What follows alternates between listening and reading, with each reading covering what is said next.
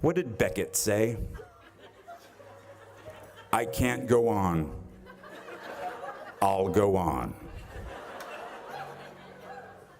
So even if I don't burn in your hearts and minds long after this speech is over, even if I don't inspire you to reach for the stars and beyond, even if I am erased from your memory after one glass of wine tonight, where am I going with this? I can't go on. I'll go on. You know, I won't speak of my time here like some old fisherman. You have already had your time here. You have your own story to tell. But I have to say, for me, it did start here, in Vermont, on a very rainy night. It was 1987, and I was a prospective student. The rain was coming down so hard, it was impossible to see that I was meeting the person who would later become my greatest friend and collaborator. A freshman who would, 17 years later, introduce me to the woman that became my wife. It was late at night on the road right there near Booth House, and despite the dark night and the heavy rain, this place was so alive. The lights pulsed from each of the dorms. Now, I was a kid from New Jersey who went to an all-boys Catholic high school. I was 4 foot something. I mumbled when I spoke. There are not shinier, more important people out there. Your fellow students, your friends, sitting around you are as good as it gets. 22 years after my own graduation, I have worked with my rainy night friend and fellow graduate, Sherm, on countless productions he has written, in all stages of development from living rooms to off-Broadway. Brooks, Ian, Justin, Brett, John, Matthew, Jim, Sean, Hyla, Nikki, and the Bee are all classmates I shared my time with here and still work with, and am lucky to call my friends. We are very spoiled here. People always say to me, for such a small school, it seems like there are so many of you.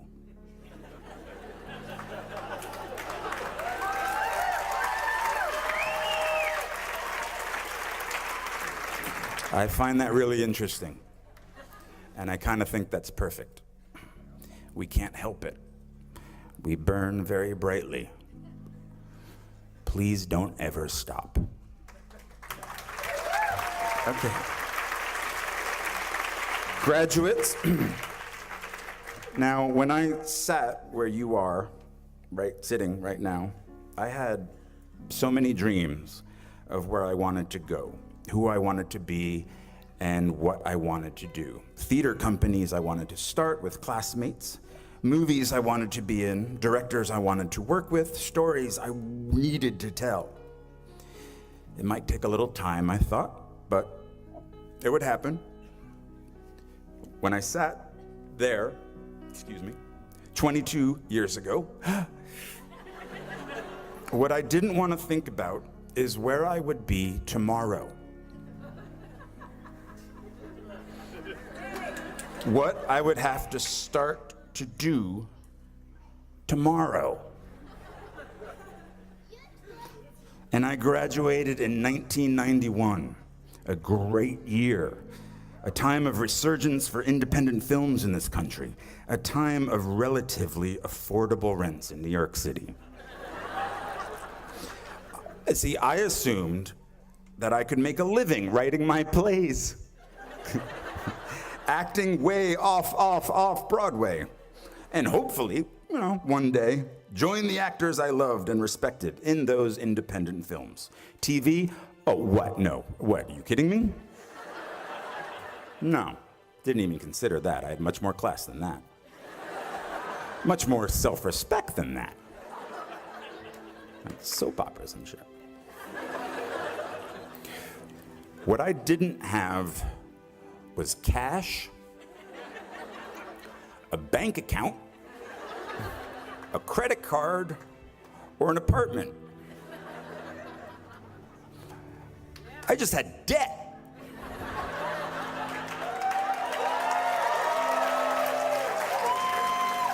A big, hungry, growing larger every moment debt. So as you will tomorrow, I had to leave beautiful Vermont. I packed the life that I knew with socks and a toothbrush into my backpack, and I slept on couch after couch after couch after couch at friends' apartments in New York until I wore out their rent-paying roommates' welcome. I didn't want a day job. I was an actor. I was a writer. I was a Bennington graduate. I had to get a day job. I dusted pianos at a piano store on Ludlow Street for 5 months.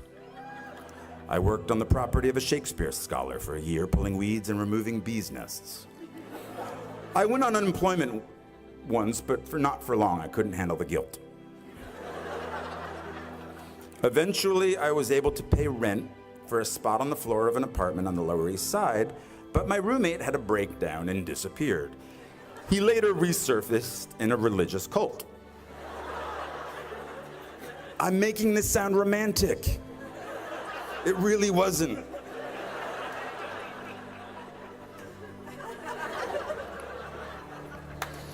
I helped hang paintings at galleries, paintings that inspire you to think, I could do that.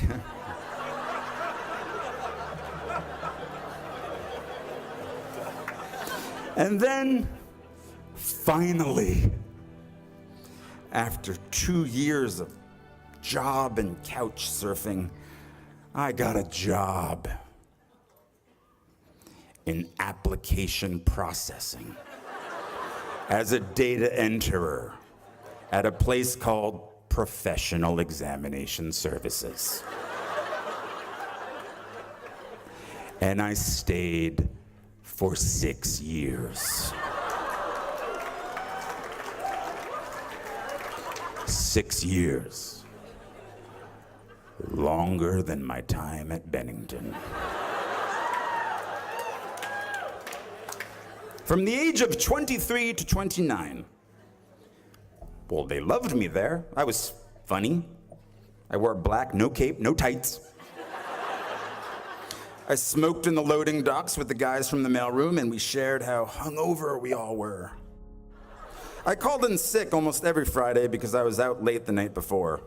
I hated that job, and I clung to that job. Because of that job, I could afford my own place. My rent was $400 a month.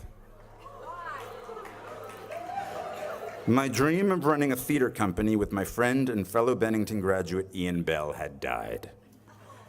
I won't go into those details, but neither one of us had any business sense, and the theater we lived in, it had no heat or hot water.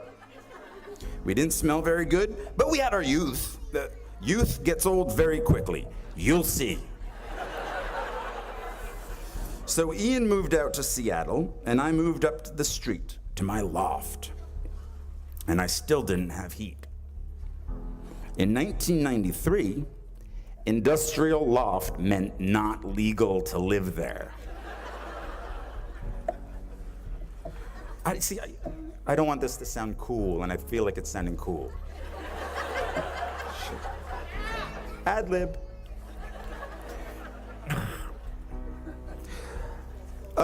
But I did have hot water. Hot water in my bathroom, which a friend of mine using said bathroom once shouted, "It smells exactly like a summer camp in here." It was true. For some reason, in the middle of Brooklyn, there was earth in my shower. Actual earth. And then, oh look, mushrooms growing from the earth. But I was safe though. The Ideal Fire Control Company was right across the street where they make all the chemicals that put out chemical fires. I I did not fear a chemical fire. I would be okay. And all those chemicals in the air were okay too, because up the street we had the spice factory. They made spices. And that just covered everything up in a nice cumin scent. I had a rat, but that was okay because I got a cat. His name was Brian, no relation.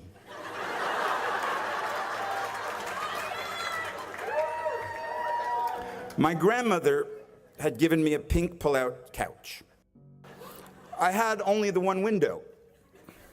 I myself could not look out the window. It was quite high. So I had no heat, no girlfriend. What, are you kidding me? No acting agent. I stayed for 10 years. No, don't pity me. There's a happy ending. When I was 29, I told myself, the next acting job I get, no matter what it pays, I will, from now on, for better or worse, be a working actor.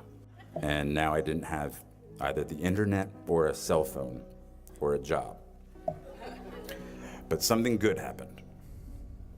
I got a low-paying theater job in a play called Imperfect Love, which led to a film called 13 Moons with the same writer, which led to other roles, which led to other roles. And I've worked as an actor ever since.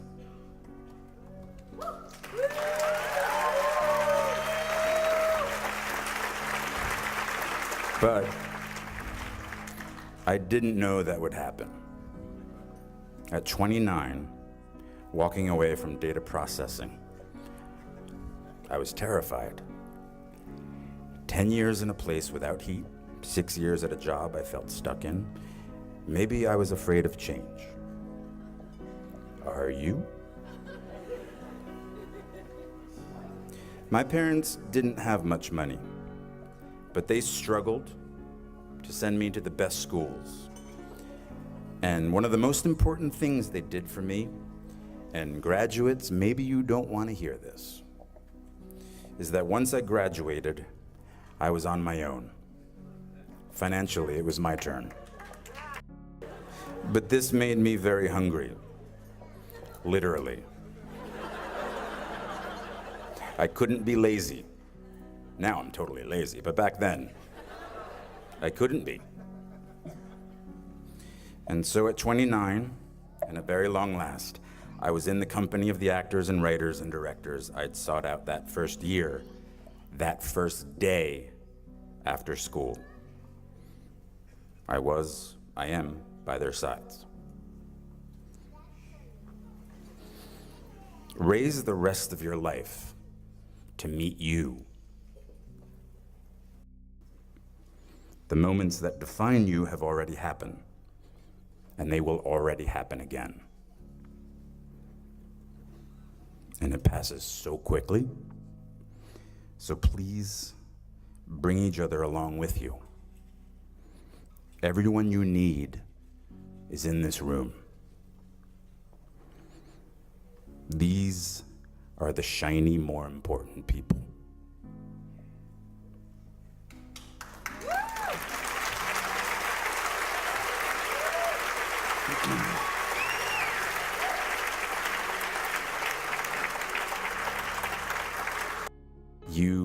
You just get a bit derailed. But soon something starts to happen. Trust me. A rhythm sets in. Just like it did after your first few days here. Just try not to wait until, like me, you're 29 before you find it. And if you are, that's fine too. Some of us never find it. But you will. I promise you. You are already here. That's such an enormous step all its own. You'll find your rhythm or continue the one you have already found. Don't wait until they tell you you are ready. Get in there. Sing. the world might say you are not allowed to yet. I waited a long time out in the world before I gave myself permission to fail. Please, don't even bother asking. Don't bother telling the world you are ready. Show it. Do it. What did Beckett say? Ever tried, ever failed, no matter. Try again, fail again, fail better. Bennington class of 2012. The world is yours. Treat everyone kindly and light up the night. Thank you so much for having me here.